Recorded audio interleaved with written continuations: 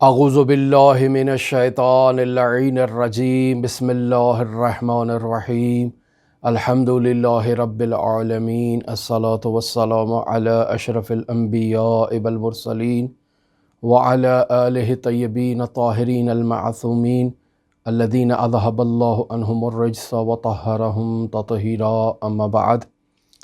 हमारी आपके साथ गुफ्तगू मरहूम सैयद अली आगा काज़ी तबातबाई रहमतुल्लाह अलैह के गिरां कद्र शागिर्द आयतुल्लाह सैयद मोहम्मद हसन इलाही तबातबाई के हालात ज़िंदगी, वाक़यात और हिकायात के बारे में जारी है। हमने अर्ज़ किया कि ये सैयद हसन इलाही तबातबाई मुफस्सिर कुरान मोहम्मद हुसैन तबातबाई के छोटे भाई हैं और मरहूम अली आगा काज़ी के शागिर्दों की फ़हरिस्त में इनका शुमार होता है। हम अर्ज़ कर रहे थे कि हसन इलाही तबातबाई ने अपनी ज़िंदगी में मुमिनीन की अरवाह से, उलमा की अरवाह से, दानिशमंदों की अरवाह से बहुत ज़्यादा राबिता कायम किया और उनसे रहनुमाई ली, इल्मी मसाइल के हल के लिए उनसे सवालात किए और बाकायदा एक किताबचा लिखा इस सिलसिले में, जो उनके फ़र्जंद फरमा रहे थे कि हमने अल्लामा तबातबाई यूनिवर्सिटी के हवाले कर दिया है ताकि वो उसको उस पर तहकीकात करें और उस तहकीकात के नतीजे को एक किताब की सूरत में बाकायदा पब्लिश किया जा सके। मरहूम इलाही के फ़र्जंद इस बात को तहरीर करते हैं कि एक मरतबा मेरे वालिद बुज़ुर्गवार के पाँव की जिल्द पर कोई ऐसी बीमारी लाहिक हुई कि जिसका डॉक्टर इलाज करने से आजिज़ हो गए। यानी डॉक्टर को और अतिब्बा को जब दिखाया गया तो उन्होंने कहा कि हमारे पास इसका कोई इलाज नहीं है। तो ऐसे में वालिद ने इब्न सीना की रूह को एहज़ार किया ताकि वो तशरीफ़ लाएं और आकर वालिद का इलाज करें। फिर एक दफ़ा का माजरा है कि एक तबरीज़ी आलिम मरहूम हसन इलाही तबातबाई से ये तकाज़ा करते हैं कि आग़ाए हसन इलाही उनके लिए इब्न सीना की किताब अश्शिफ़ा तदरीस करें और वो बाकायदा उनके दर्स में शरीक हो। बात तस्लीम कर ली गई, दर्स मुनअक़िद होना शुरू हो गया और बाकायदा उस पर बहस हुआ करती थी। एक रोज़ मरहूम इलाही किसी ऐसी इबारत में आकर पहुँचे जहाँ इब्न सीना की तरफ से ये लिखा हुआ था, ला अदरी मा यकूलो, यानी मुझे नहीं मालूम कि ये क्या कह रहे हैं। तो जब आग़ाए हसन इलाही ने इस इबारत को पढ़ा तो इब्न सीना की आवाज़ आई कि मैंने ये जुमला नहीं लिखा है इस किताब में। इब्न सीना से उन्होंने सवाल किया कि आप फिर इसकी वजाहत करें कि आप यहाँ क्या कहना चाहते हैं। तो इब्न सीना ने वहाँ उस मतलब की इस्लाह की और तस्हीह की। फिर कुछ अरसे के बाद आग़ाए हसन इलाही तबातबाई ने अपने बड़े भाई मरहूम मुफस्सिर कुरान सैयद मोहम्मद हुसैन तबातबाई रहमतुल्लाह अलैह को एक ख़त लिखा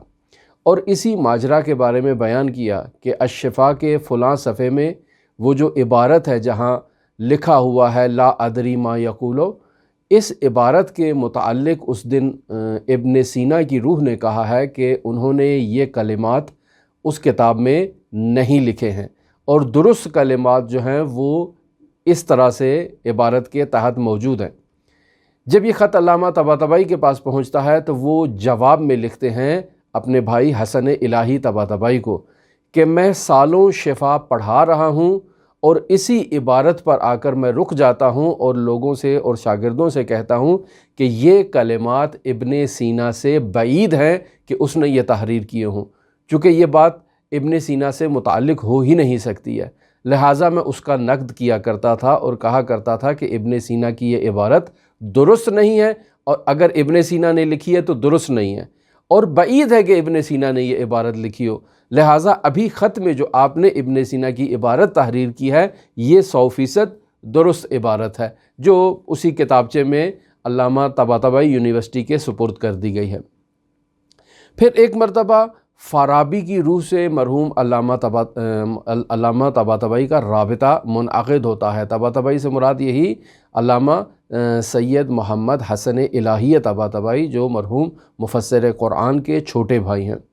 ये आगा हसन तबातबाई कहते हैं کہ میں نے ایک دفعہ مرحوم فارابی کی روح سے رابطہ کیا اور ان سے کہا کہ ہم بسا اوقات قرآن خوانی کرتے ہیں اور آپ کے لیے مغفرت کی دعا کرتے ہیں، تو میرا یہ سوال ہے کہ کیا آپ کو معلوم ہوتا ہے کہ ہم نے آپ کے لیے قرآن خوانی کی ہے، ہم نے آپ کے لیے دعا پڑھی ہے؟ تو فارابی کی روح کہتی ہے کہ جی ہاں، مجھے اس بات کی خبر پہنچتی ہے کہ آپ میرے لیے قرآن پڑھ رہے ہیں یا میرے لیے دعائے مغفرت کر رہے ہیں۔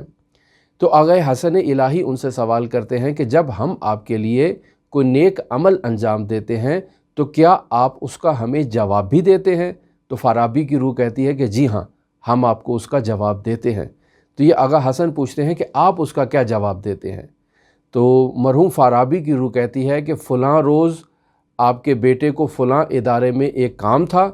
اور وہ جو ادارے کا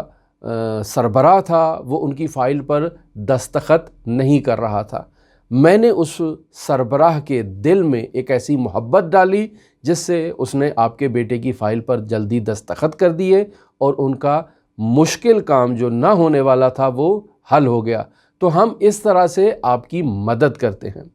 پھر مرحوم الہی حسن طباطبائی اس بات کو نقل کرتے ہیں کہ میں نے متعدد علماء کی روح کو احضار کیا، ان سے رابطہ قائم کیا، ان سے مشکل اور مختلف اور متعدد قسم کے سوالات میں نے ان سے پوچھے، لیکن دو شخصیات کی روح کو میں احضار نہیں کر سکا، جن میں ایک مرحوم سید ابن طاؤس کی شخصیت ہے اور ایک مرحوم سید مہدی بحر العلوم کی شخصیت ہے۔ ان دو ارواح کو میں حاضر نہیں کر سکا، اور جب انہوں نے جو وجہ بیان کی وہ یہ کہتی تھیں کہ ہم نے خود کو امیر المؤمنین علی ابن ابی طالب علیہ آلاف و تحیت و ثنا کی خدمت کے لیے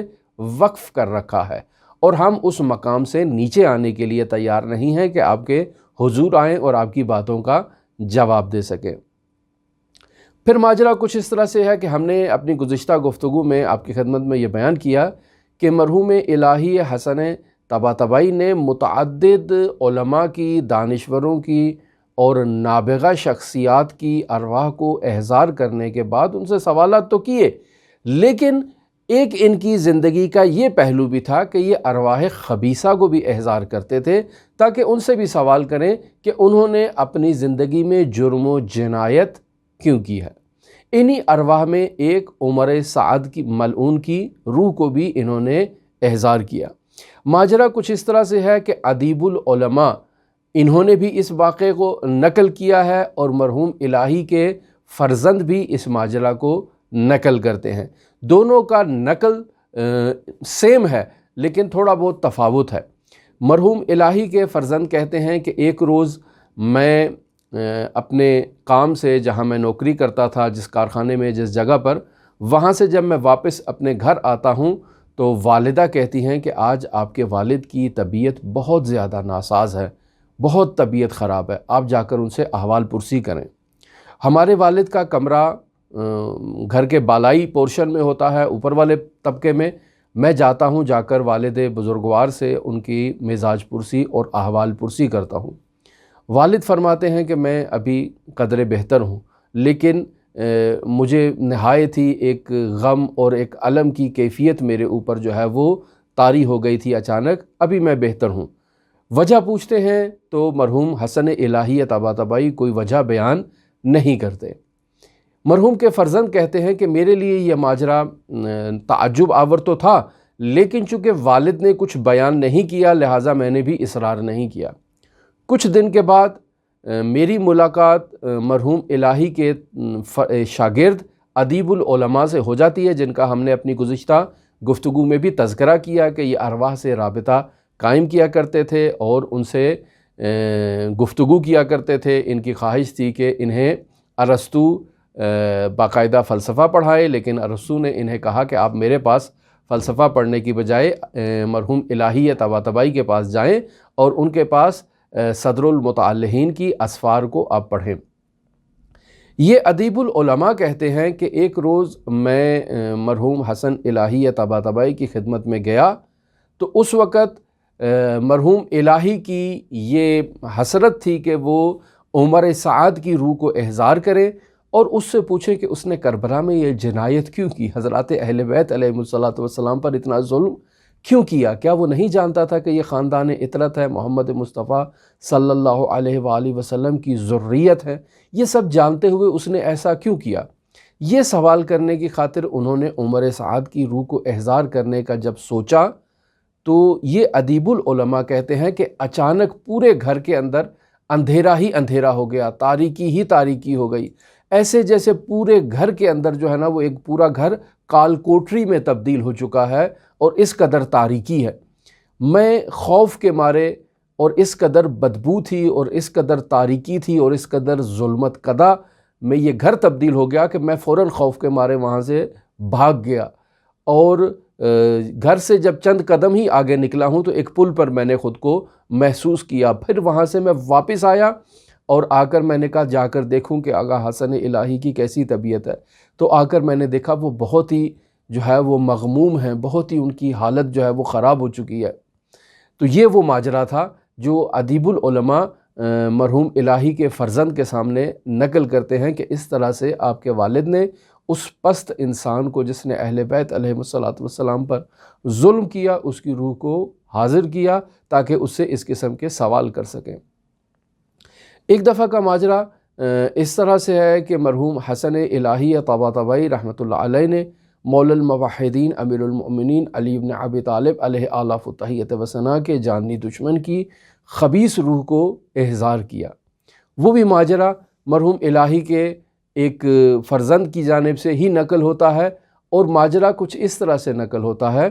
کہ ایک روز مرحوم الہی اپنے کمرے میں بیٹھے ہوئے تھے اور وہ اس خبیث روح کو احضار کرنا چاہتے تھے کہ اس نے مولا الموحدین امیر المؤمنین علی بن ابی طالب کے ساتھ ایسے ناروا سلوک کیوں برتے ہیں۔ تو ماجرا اسی طرح سے ہوتا ہے کہ ادیب العلماء یا اس کے علاوہ مرحوم حسن الہی کے ایک دوسرے شاگرد گھر کے اندر جب داخل ہوتے ہیں تو کہتے ہیں پورا گھر اتنا متعفن قسم کی بدبو سے پر ہو چکا تھا کہ وہاں تو بیٹھا نہیں جا رہا تھا، سانس نہیں لی جا رہی تھی، اور میں نے آ کر فوراً تمام گھر کی کھڑکیاں کھولیں کہ آپ لوگ ایسی بدبودار جگہ پر اور متعفن جگہ پر کیسے بیٹھے ہوئے ہیں، کیا ہوا ہے یہاں پر؟ انہوں نے جیسے ہی وہ تمام کھڑکیاں کھولی اور وہ تمام چیزیں جو ہے نا وہ بدبو وغیرہ وہاں سے نکل گئی تو گھر میں دیکھا تو کوئی ایسی چیز نہیں تھی۔ تو تب مرحوم الہی نے بیان کیا کہ میں نے اس خبیث روح کو احضار کیا تھا اور یہ تمام متعفن قسم کی بدبو اسی خبیث روح کی وجہ سے تھی اور وہ خوف کے مارے یہاں سے بھاگ گئی ہے۔ تو ہماری آپ کے ساتھ گفتگو مرحوم علامہ طباطبائی رحمۃ اللہ علیہ کے اس عظیم عارف بھائی مرحوم حسن الہی طباطبائی رحمۃ اللہ علیہ کے حالات زندگی کے بارے میں جاری ہے، اور کل اس سلسلے کی ہم آخری گفتگو آپ کے سامنے پیش کریں گے، جس میں مرحوم سید علی آغا قاضی طباطبائی رحمۃ اللہ علیہ نے جو خطوط لکھے ہیں ان میں سے ایک خط ہم جو انہوں نے مرحوم حسن الہی طباطبائی کے ساتھ مکاتبہ کیا ہے اس خط کو ہم آپ کی خدمت میں پیش کریں گے، اور اس کے بعد ہم مرحوم الہی کے